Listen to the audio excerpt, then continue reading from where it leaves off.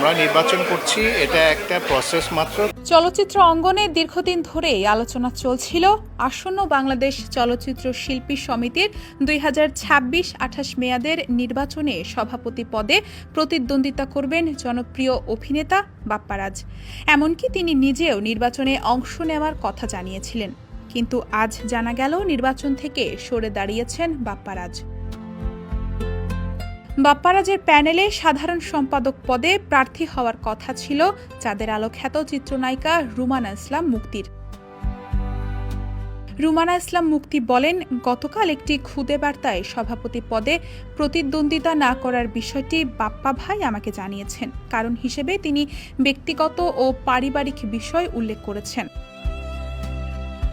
তিনি আরও বলেন, বাপ্পারাজ ভাই সরে দাঁড়ানোই আমাদের প্যানেলে সভাপতি পদে কে নির্বাচন করবে তা এখনও ঠিক করিনি। আশা করি 2-1 দিনের মধ্যে সেটা জানাতে পারব।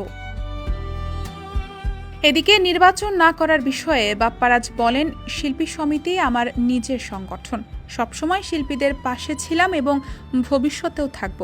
তবে ব্যক্তিগত ও পারিবারিক কিছু কারণে এবার নির্বাচনে অংশ নেওয়া সম্ভব হচ্ছে না। সবার জন্য শুভকামনা রইল। নির্বাচন থেকে তার সরে দাঁড়ানোর খবরে চলচ্চিত্র অঙ্গনে নতুন করে আলোচনা শুরু হয়েছে। এখন সভাপতি পদে কারা প্রতিদ্বন্দ্বিতা করবেন তা নিয়ে শিল্পী ও সংশ্লিষ্ট মহলে কৌতূহল তৈরি হয়েছে।